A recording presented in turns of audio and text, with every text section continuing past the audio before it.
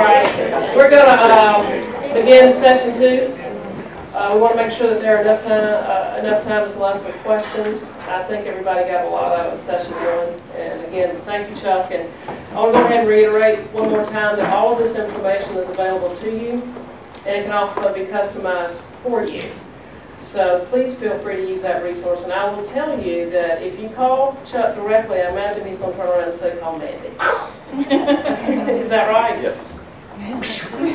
So just to save yourself the hassle, Mandy, if anybody has worked with Mandy, you know that her turnaround time is phenomenal. I don't think she ever sleeps. I don't know when you sleep. Very little, she says. But anyway, she'll be happy to get back with you as quickly as possible and as reasonable. So feel free to use her as that resource to get this information. I'm going to turn it back over to Chuck. This particular presentation, I think, is going to have some of the same information. Yeah, but it gets a lot more into the real estate side. Okay. Without further ado, Mr. Chuck. Appreciate it, Mary.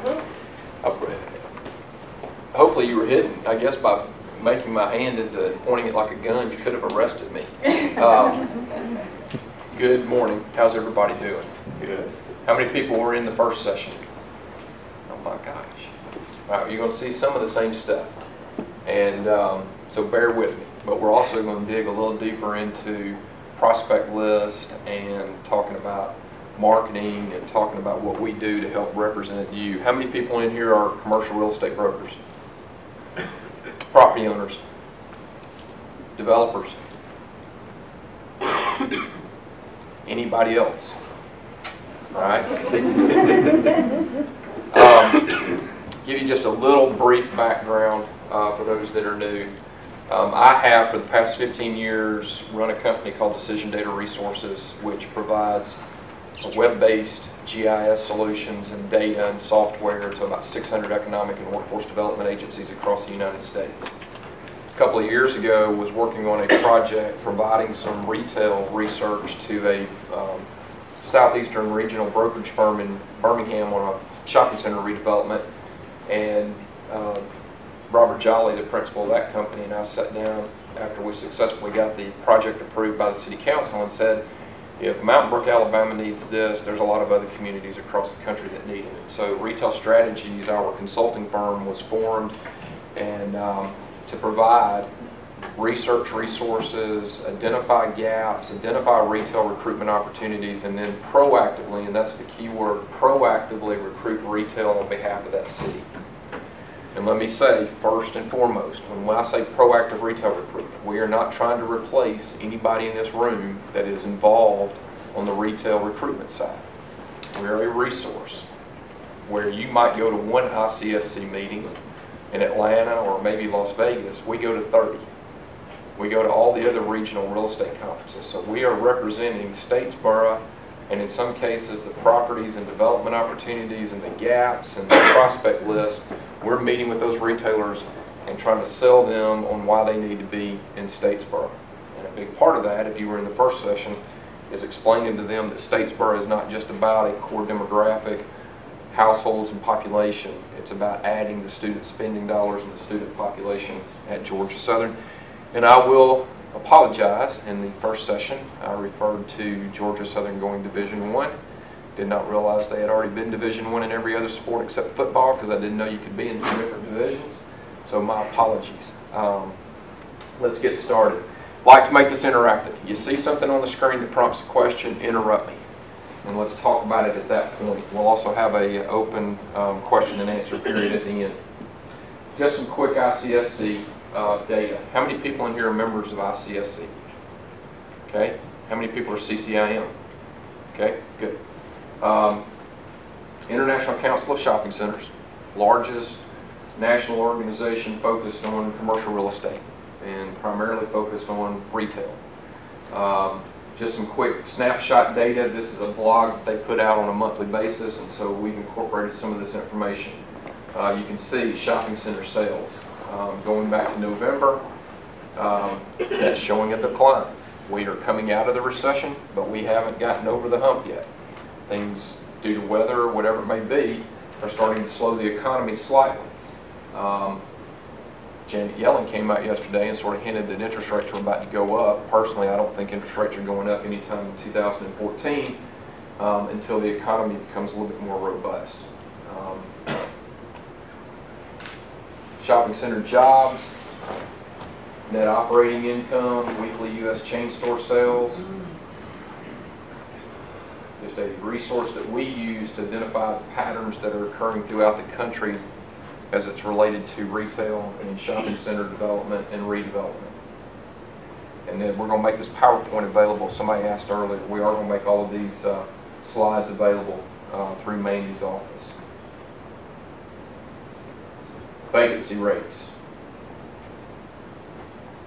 Still quite a large supply of storefronts and space in shopping centers and regional malls. You can look at that two ways, glass half full or glass half empty. And I would tend to look at it as glass half full.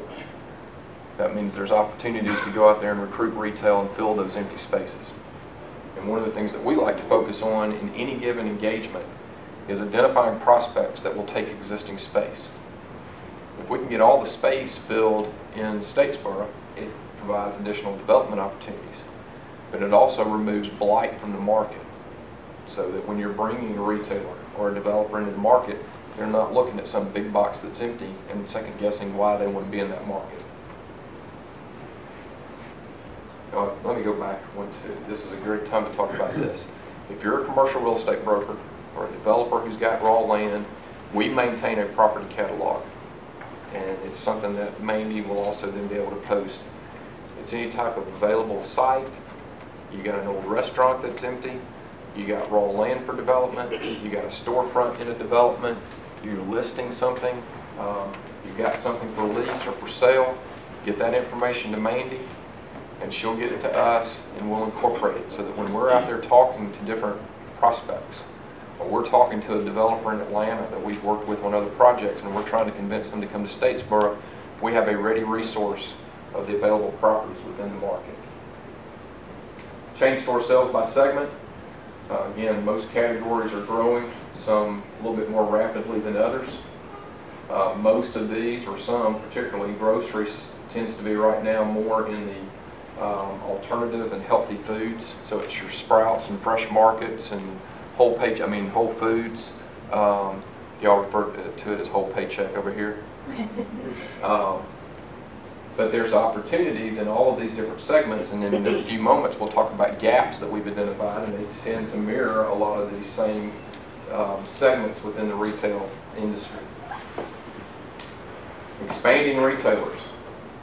And I'm going to focus one right here, Walmart. In my earlier talk today, there was a report that came out of Goldman Sachs a couple of weeks ago that Walmart needs to shut 500 of their supercenter stores because they're starting to cannibalize, they're not well managed, they've got inventory problems. At the same time, they're being advised to shut their supercenter locations. They've announced that they're going to open between 300 and 600 of their Walmart neighborhood markets. They also, as part of that development process, have announced that they want to open 300 of those within food deserts. How many people are familiar with what a food desert is? Okay. USDA has designated, based on census tract boundaries, certain areas within communities that don't have ready access to food sources, and they call those food deserts. If you're a developer, it is a program that you should look into. If you're recruiting a grocery store to a market, you need to identify if it's a food desert designated area, because you can get between $600,000 and $1 million in a forgivable loan for that development or to bring that food source into a market. Names you're probably all familiar with, but a couple more slides with expanding retailers. So all of these companies, while you've got certain companies that are looking to downsize, you've got Statesboro and Radio Shack announcing that they're closing most of their locations. You've got Dots, which has announced they're closing every location in the United States and going out of business. There are still lots of opportunities out there for expanding retailers. And one of the things that we do as part of our process is we have access to multiple resources that allow us to identify retail concepts that are coming into the market from out of state. And we also study those concepts, and we'll identify certain ones that are planning on coming into the market, but it may be 2 or 3 years down the road. And we're reaching out to them so that when they do come into Georgia for the first time, Statesboro is positioned as one of the opportunities they need to look at. We're also starting to focus, sorry, I keep hitting the wrong button. We're starting to focus a little bit more too on Aspen Dental and eye care centers, healthcare related entities that are looking to get more aggressive because of the Healthcare Act. And I'll limit my comments on that. So, retail expansion. For those of you in the real estate business, I'm sure you're familiar with this, but at the end of the day, retail is going to locate in a market because their estimated sales, less their cost, is going to create a profit.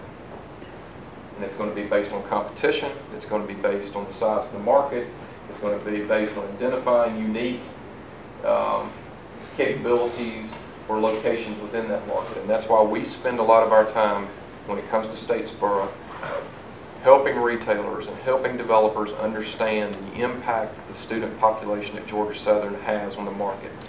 Most, if not all, databases out there that are capturing population and income and spending dollars are not capturing the student population and the spending dollars coming out of Georgia Southern. And so it creates, and I was telling some people in the earlier meeting, when a retailer looks at their research, they're looking at Statesboro and they may be looking at a radius, they may be looking at a drive time, they may be looking at a custom trade area, but they're looking at rooftops and population and income. That's their starting point. There's nothing in those databases that lets them know that Georgia Southern is even in the market. So what we have already found in the last couple of months, reaching out to some people that we've worked with in other projects, is that when you start talking about student population and student spending dollars on top of the core market, it's piquing their interest.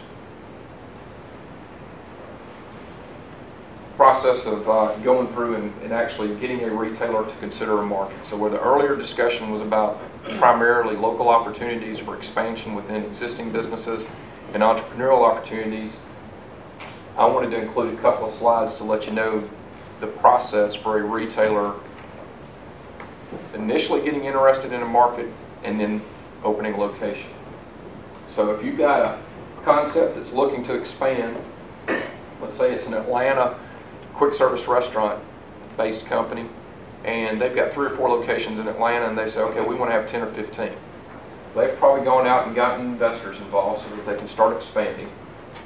In some cases, if it's a larger company, they've gone to Wall Street and they've issued bonds or they've issued stock. You got 3 or 4 quick service restaurants, a couple of them based in Birmingham, they're actually getting ready to go public. But they're getting the funding sources that are going to allow them to rapidly deploy and expand. Then they're going to go out and hire a real estate director. Or it's going to be the president of the company is going to make himself the real estate director. But they're going to have somebody in that company who's in charge of making real estate decisions. They're going to go and find a local tenant rep. How many people are familiar with what a tenant rep does? Anybody? Okay. Most retailers are going to go out and hire a brokerage firm that tenant reps them. And that means that if that retailer is going to locate in Statesboro, or Hinesville, or Augusta, or Athens, that broker is going to be involved in that transaction. They're representing the company's interest.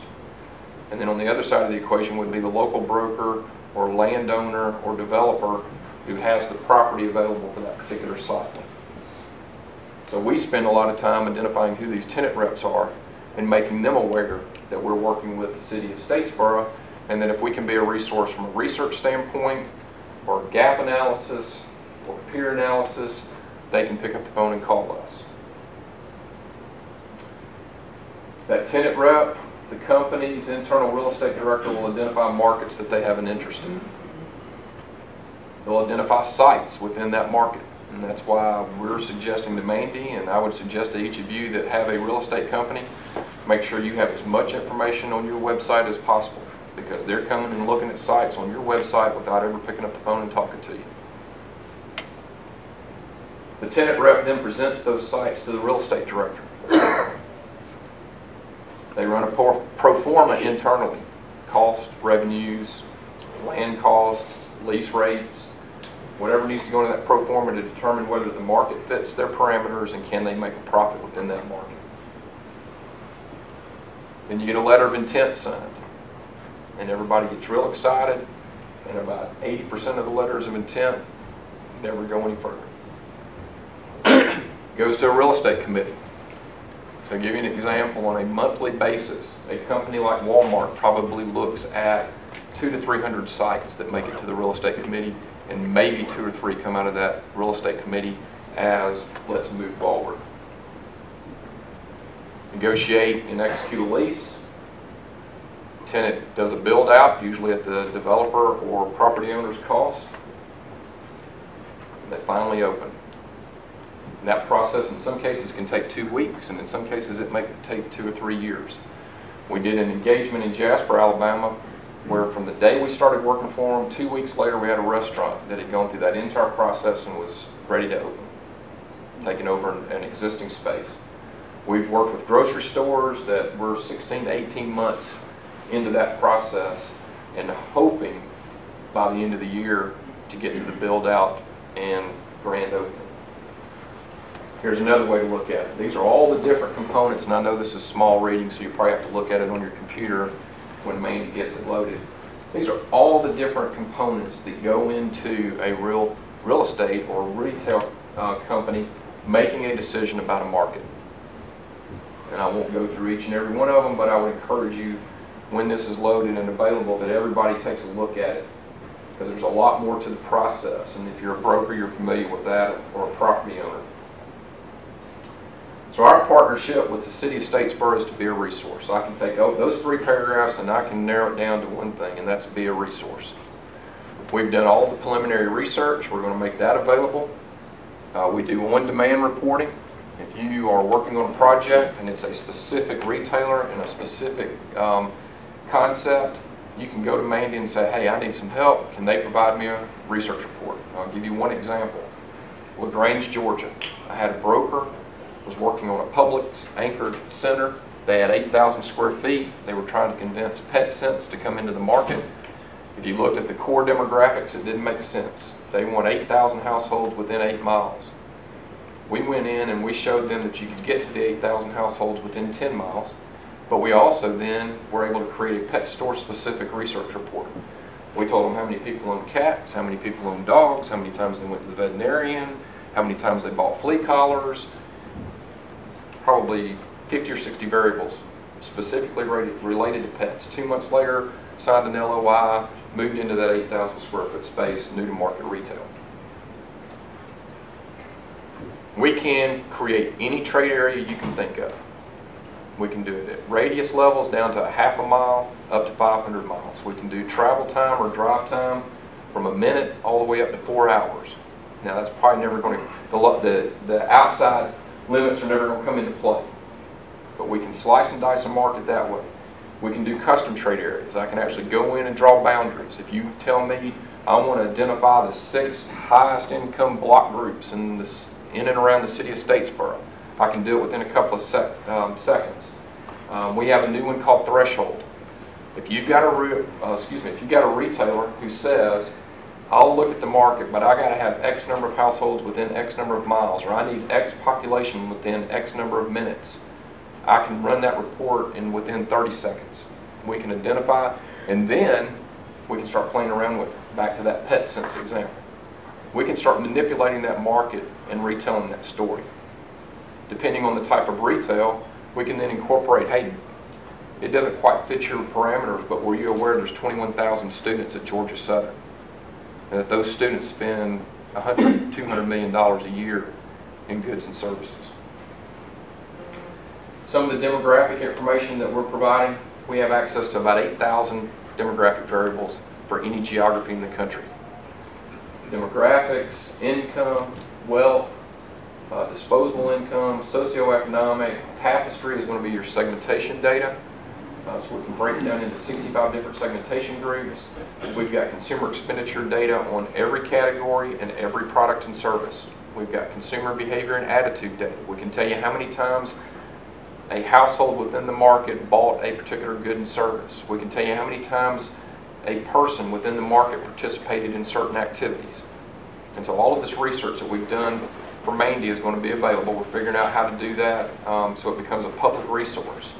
But you're going to be able to go in and look at different trade areas and then get all of the research information within those trade areas. We also do gap analysis and peer analysis. So there's one of many trade areas that we create. We always do standard radius and drive times within every market, just to sort of that baseline. Here's where we're starting from.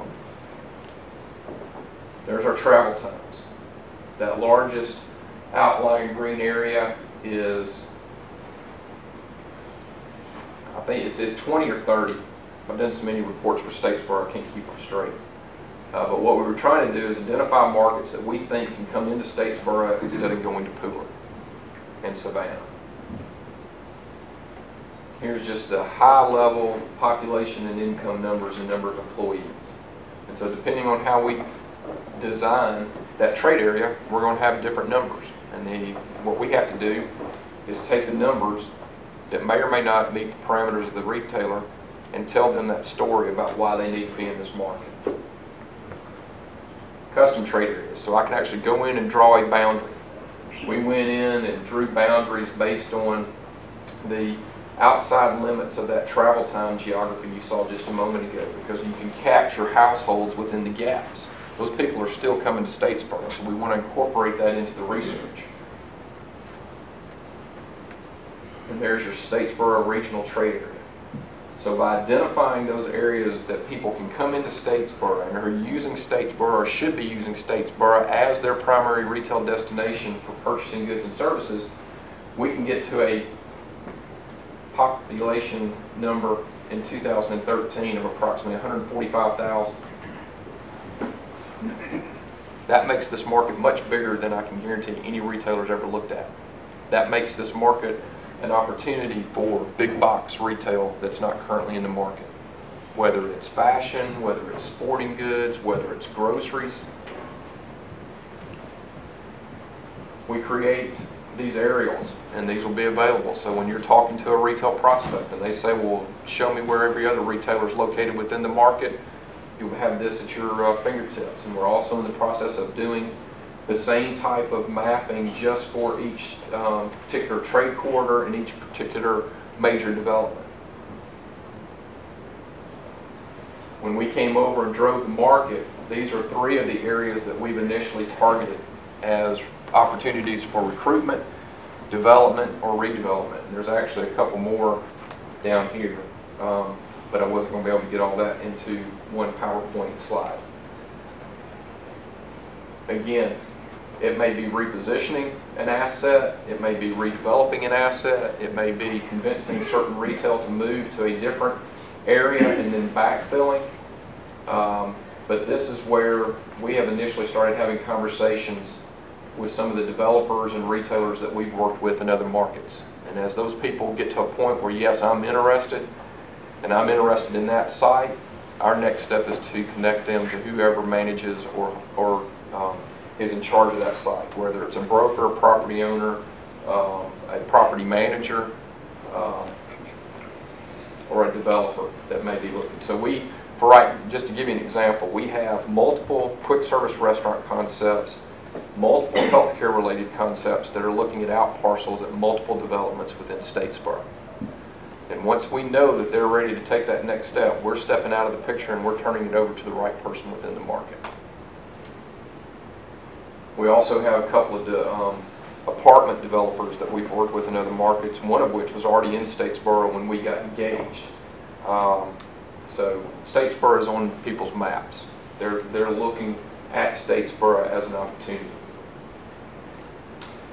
Focus areas and priorities. So the first thing that we knew that this market needed was additional grocery options. So part of our initial research, gap analysis, driving the market, and prospect list was focused on creating a grocery recruitment plan. And these are the groceries that have initially been targeted. We've talked to every one of those concepts at multiple ICSC meetings. Sometimes that conversation ranges from, we're working with the city of Statesboro and we think you ought to consider that for a site, to there's existing big boxes that you can move into immediately, to there are opportunities for new development within the market. And that comes back to why, if you have sites and property and storefronts, we want them as part of our property catalog, which will also be available on the city's website. Again, 80% of searches on the internet, 80% of real estate searches start on the internet. And a lot of that's identifying your property and then moving from that point, and they'll identify it without ever picking up the phone and talking to you. We wanted to develop a merchandising plan for Northside Drive. So identify the vacancies, hire and better use opportunities, and target these 3 concepts: sporting goods, electronics, and pet supplies. Create and execute a restaurant recruitment plan for the entire Statesboro market. So what we've started working on is a peer analysis of other college communities, some of which we work with and some of which we don't, to identify those concepts that are targeting that student population. And you'll see some of those in just a moment. And then marketing of those the sites in these following areas as opportunities. And one that we talked about, or 2, Fair Drive and downtown, is the idea of trying to create more of a corridor that connects the campus to the downtown area. And we've had lots of people come up and have discussions about different ways that can be accomplished. So I think that's a conversation that's going to continue as we move forward. Gaps. And I know probably an eye chart for some of you in the back. These are the initial gaps that we've identified that justified recruiting regional and national retail concepts to the Statesboro market. And we call this a gap summary because we're taking the gap, the number of retailers that we think can fill that gap, and the amount of square footage that will be taken by those retailers. So groceries, number 1, we identified $56 million worth of grocery from the regional trade area that's going to other areas to purchase those grocery items. They're shopping elsewhere. So part of that is because the places they want to shop are not in Statesboro, or there's not a broad enough tenant mix. That's why identifying 3 or 4 new grocery concepts, and some of them may be grocery concepts that are coming back to the market because of the dynamics that have changed over the years. Department stores. One that I'm particularly interested in is sporting goods. This market needs a big box sporting goods store. But you're not going to get a 40 or 50,000 foot store. And the great thing is that Academy and Sports Authority and Dick's have all started building smaller concept stores. A lot of the big boxes, Target for instance, is now coming out with a 25,000 square foot box instead of the 60 to 70,000 boxes that they put. Everybody's trying to get more local. They're realizing that people are not driving as far to purchase goods and services. They want to be in the local markets to capture those dollars. And I think that's one of the reasons Walmart Neighborhood Market's getting so aggressive. They're trying to, 1, take some of the traffic flow off of their super centers as it relates to groceries, but 2, they're trying to get into the markets with a smaller grocery-only concept to capture dollars that are being identified in these gaps. Women's clothing. We talked about that one for a while. If I were an entrepreneur in this city, if I were an existing business owner, I'd be focused on that category. And I'd be figuring out what it is those students, those, I'll call them girls because I got one that age, what are they buying? And I'd open a store in a heartbeat. Don't mean to be taking business away from Talbot's, but the fact that Talbot's is in Statesboro tells you there's a market for that type of concept. And whether it's boutique, locally owned, or it's another national chain store, there's an opportunity to capture those dollars instead of them going to Pooler or Savannah. That's just a visualization of the gaps. This is probably the most important one. These are some of the initial target companies. So in the grocery sector, Publix, Walmart, Market, Kroger, and Sprouts. How many people are familiar with Sprouts? Okay.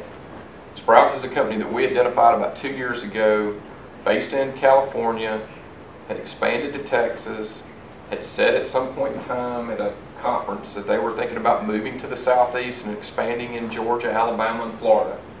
So we started calling on them and just letting them know, here's who we're working with.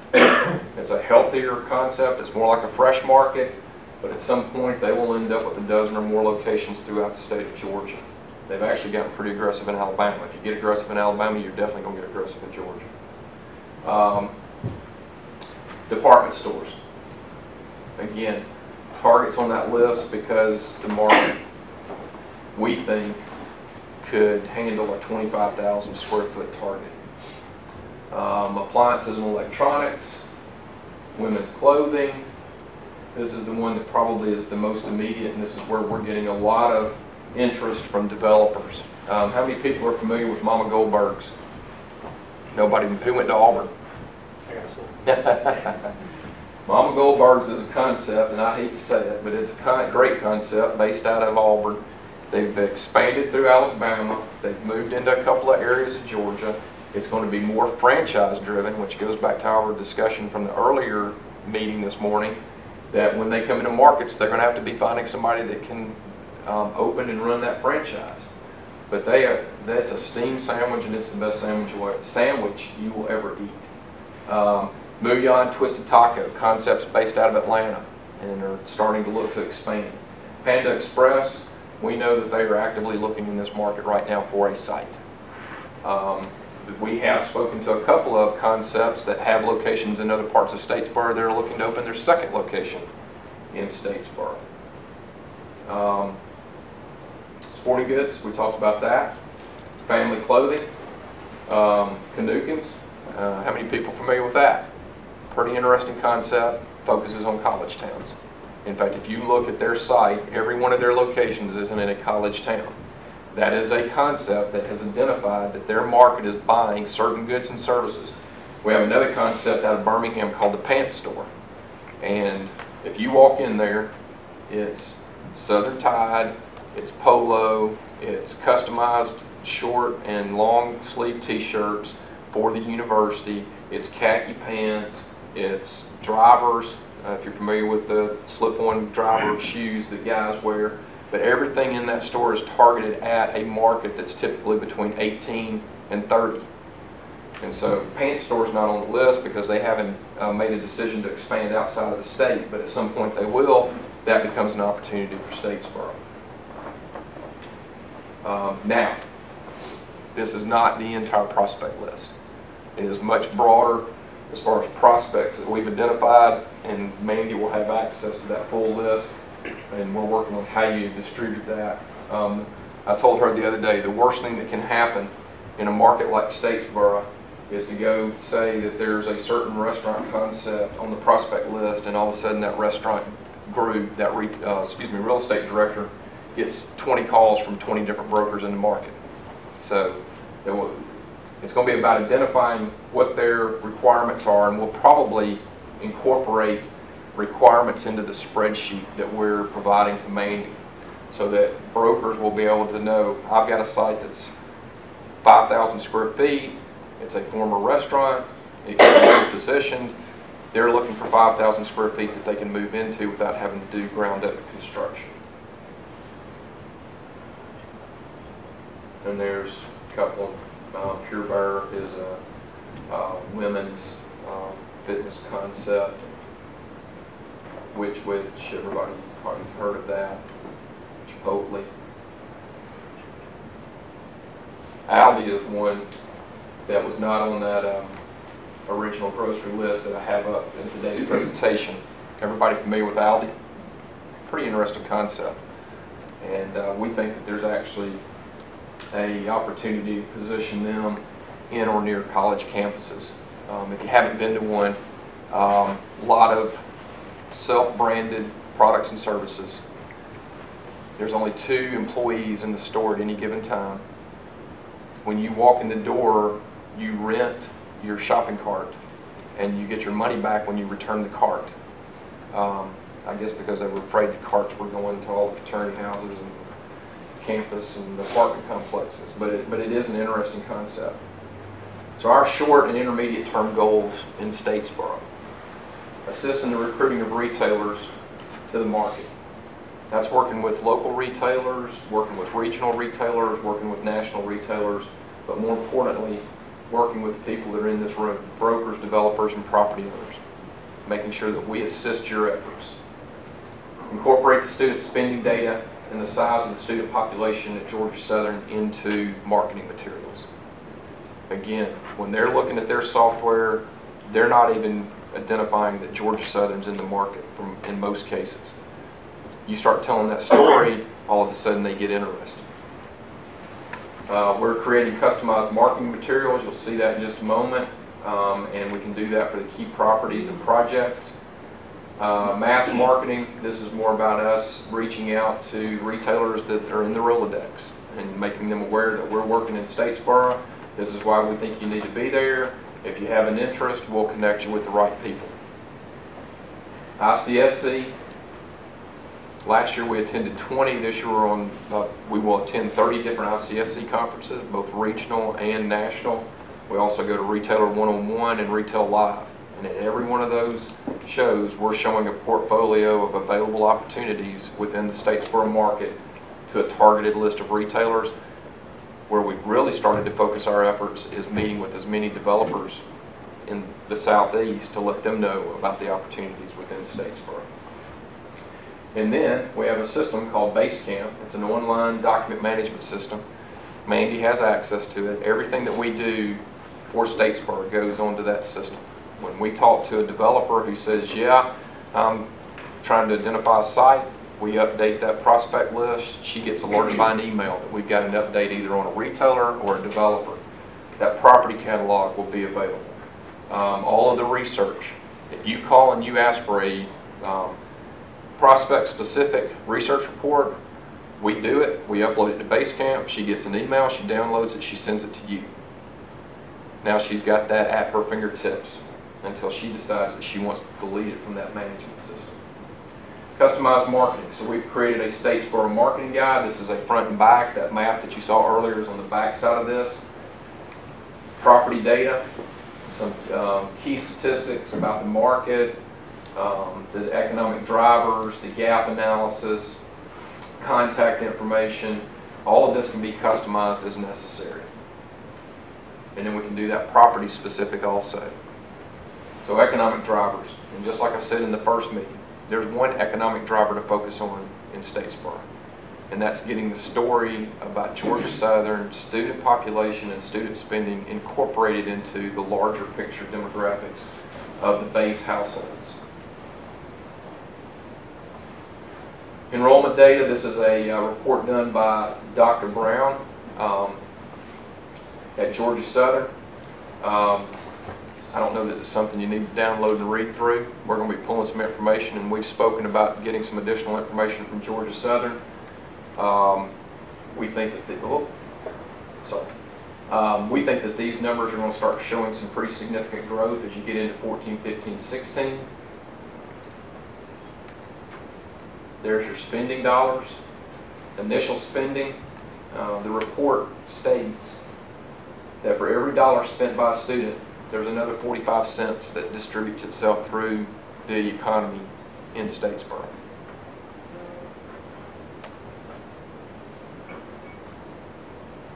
Talked about tapestry, we can customize that, and then it's about tying that tapestry data to population data to the product and service mix with a retailer, and when you get all those things to line up, you've got a recruitment prospect. Talked a little bit about consumer behavior and attitude. Most retailers don't use this data. And every time we've put this data in front of a retailer, it has influenced a decision. This is sports and fitness. Now this is, if I gave you the full report, probably about 75 to 80 variables. I just pulled out a few of them. That number on the right are people within whatever market or trade area I pulled this that participate in that activity. So as we're trying to assist in the recruitment of a major big box sporting goods company, all of that data from that consumer behavior and attitude related to sports and fitness will be part of that package. And it goes into the number of people hunting, the number of people who lift weights, the number of people who like to jog, and it can influence a decision, and even more so it can influence product and service offerings once they make a decision to locate within the market. Home furnishings. This is another behavior report. And again, a lot more data than I've incorporated into this slide. These are households that made a purchase of this item in the last 12 months. So if I'm working with a furniture store locally that may not be carrying all of these different products and services, it presents an opportunity for them to expand their existing business. We call it market maximization. And I told a story in the earlier one about a hardware store in a small community in Alabama that through our data took the 15 square feet contiguous to them and added a paint, wallpaper, and decorating products and services. We had a client out in Texas that, to eliminate the possibility of a competitor on the fashion retail side coming into the market, saw the data and said, well, we're going to expand by 15,000 square feet and start taking or carrying additional products and services. Lawn and garden, number of households that bought these types of items. Again, this is about your existing retail understanding the market for goods and services and identifying opportunities to expand their existing operations. But then it's also can be used to influence a decision by a retailer coming into the market for the first time. Fashion apparel. Again, product and service oriented here. What type of products? This is an attitude report. Again, much larger as far as number of variables. But there are some things that you can take away from this, such as make my clothes last a long time. So that means if the clothes are lasting a long time, they're not going to be buying new clothes quite as often, but they're going to be buying high quality clothes. It's important to look attractive to others. That means they're probably looking for the newer concepts that are coming out in the marketplace. And that's what we do. And I'll be happy to answer any questions or provide any additional information. Anybody? Yes, sir. What is the average retail volume of a grocery store? It's going to vary. If you're looking at a Aldi or a Piggly Wiggly, a smaller concept like that, you know, somewhere between 7 and 10, maybe 12 million on the top side. A Publix typically is looking to do at least 20 million if they come into a market. A Walmart neighborhood market's going to be looking somewhere around the 15 million range. And so it's going to vary based on size and concept. Anybody else? Yes. Is labor or workforce ever a part of it, or ever a question asked by a potential retailer? Occasionally. We have a resource that we spoke about earlier called EMSI that lets us look at zip code level occupation, wage, and employment data. So when that question comes up, we can, now where it really comes into play though is on the restaurant side, daytime population. How many people are within X number of miles or drive time for us to serve at lunch. But we do have access to that. We don't get that question as much as I would have thought we would. I'll go back here. As far as geographic positioning of these potential people coming into the potential stores coming into the market, do you guys play any role in that as far as a better spot or a worse spot? We don't want to play favorites. We're of the opinion that retail is going to locate where retail wants to locate. And so we typically, because it's based on what their parameters are, we identify and position the properties in the market that meet those parameters, but we're not saying you need to be in this location over this location. We don't think that's a decision that we should be involved in as a consultant. Because the next thing you know, I'm going to have 3 or 4 brokers that are breaking down my door in Birmingham. I may need to get the police officer to come over to my place. Yes, sir. How important do you think the medical market is here in Statesboro, the hospital, the economy that our hospital community creates? It's important. We started asking our clients, and we'll be getting this information from Andy. That would be another economic driver. We're seeing more and more of the healthcare concepts like Aspen Dental, American Family Care that are looking to move into markets that they wouldn't have considered in the past. So it is an economic driver. It's going to be about where it's located in relationship to other areas within the community? Can you build a retail corridor around the hospital area or expand the retail corridor around the hospital versus some other part of Statesboro? Did you look at the medical needs aspects of what's needed around Statesboro as far as? We do have a healthcare report. We can tell you how many people have had a heart attack and how many people visit a pediatrician and how many people suffer from different diseases and stuff like that. So it is a report that we generate. Yes, sir. Do you incorporate, particularly with some of the big box opportunities, the supply chain, how we rest on their movement of? Yeah, to some extent. I mean, as I'm driving over here from Birmingham, if I'm Academy Sports, how easy would it be for me to have a store in Statesboro? My distribution costs are going to mean nothing.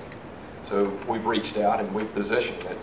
We're working on a project down in Florida right now with a new to Florida retail concept, 50,000 square feet on the retail side, but they said if we're going to be in Florida, we got to have a 500,000 square foot distribution center.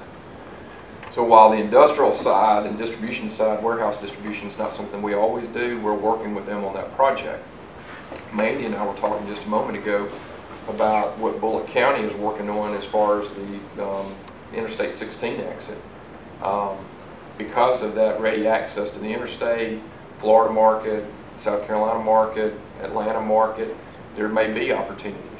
Ingalls, for example, if you're familiar with that grocery store concept. We've talked with them on numerous occasions about South Georgia and Alabama, and their comment to us has been, we're going to be in those markets, but it's outside our distribution limitation right now.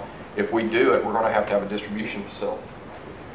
Possibility that that distribution facility might be in Statesboro. You know, it's interesting. Ingalls says they want to be in Alabama, but aren't ready yet, and they have 2 stores that are literally a mile and a half across the Alabama border. And the reason being is that in Georgia you pay no grocery tax. So you've got people driving from Alabama into Georgia to purchase their groceries to save 7.5 cents on every dollar. Yes, ma'am. Are you seeing any relationship with the big box stores come in to a decrease in the boutique or the mom and pop stores? Not something that we measure. My opinion has always been rising tide lifts all boats. Because if that box is not here, that means they're going to Pooler most likely to buy those goods and services, and while they're there, they're shopping at the other stores. So the key to that is keeping them in this market so that they, whatever they're purchasing in a big box, they're staying in the market to go purchase everything else. And again, I've got a wife that owns a children's boutique, and she is 2 miles from the largest enclosed mall, and she's 3 miles from the largest open air center, and her sales don't grow rapidly, but she's not seeing a huge decrease because of children's clothing stores opening. She in a strip? She's in a very small strip in a community, a neighborhood community shopping center. But it's about service, and I mentioned earlier, this is going to be a repeat for some of the people. With a boutique store, it's about how do you reach out to people? How do you maintain your relationships? My wife, for the first 5 years, never maintained a mailing list. And then when email became popular in the late 90s, early 2000s, she didn't think about building an email list. And so I had to nag on her and get her to do that. But every time she emailed her customer list and told them that a new product had come in, or she was going to have a sale, or get X off of something, her sales went up. And so it's about that outreach and that communication. Anybody else? Yes, sir. You referenced the entertainment district a few minutes ago. Previous, I wasn't here for that. Did you elaborate on that? And do you have any data on the arts patron, an arts patron, and how much money they're spending? Don't have a lot of data on how much they're spending. We do have entertainment. We have consumer behavior and attitude data related to that, but it's not spending dollars. On the entertainment district, my involvement with entertainment districts has primarily been for bars and restaurants to be able to have patrons go outside and have an alcoholic beverage and not get arrested within reason. But you know, for instance, we've seen it in Birmingham has created entertainment districts, and it's meant new retail coming to the market. Tuscaloosa, which I spoke a lot about in the first session, does not have an entertainment district anywhere, but it hasn't kept any restaurants and bars from coming into the market. So I can't say that we can quantify that you see this huge increase. It probably isn't it's a factor, but it's not a primary factor. Well, if you weren't here earlier, one of the things that I spoke about repeatedly is Tuscaloosa, and how when we started working with them, when we started positioning the student population and the spending dollars to retailers and developers, the light went off. And there's 1 million square feet of new retail development taking place in Tuscaloosa right now. And some of it's mixed use. And it was because every one of those retailers, Dick's Sporting Goods, Fresh Market, Kohl's, were all looking at the market from a households and a population standpoint based on census data. And they weren't aware that the student population in the last 6 years has gone from 25,000 to 35,000, and that the average student has between $2,500 and $10,000 spending limit on their credit cards. And so there's a huge market for capturing those dollars. And then the other thing that we talked about, which I think would relate somewhat to Statesboro, is the idea of taking the campus and tying it more closely with downtown. And that's what Tuscaloosa has spent a lot of time doing, and the university. The university's actually gotten proactive in acquiring property in that corridor. But they've done things like create a tram system that transports students into downtown. They're trying to move all of the bar and restaurant scene downtown, redevelop the strip area of Tuscaloosa with some type of fashion retail and maybe a little bit more quality restaurant scene. But they needed a transportation system because they didn't want students going downtown, having a couple of drinks, and then getting back on the road and driving. Any other questions? Any comments? Thoughts? Frustrations? Yes, sir. And no whispering in class. You have to tell the rest of them. No, no, I was just saying, great presentation both were. Any questions, we'll certainly entertain. If not, we appreciate the... Communicate through Mandy, but we're a resource. We want to help bring retail and new development to Statesboro. And at the end, everybody wins when that happens. And we look forward to working with retail strategies, and we feel it's definitely going to be beneficial. And with that, if no one else has any comments, we'll certainly close. Yep. Thank you all very much. Appreciate it.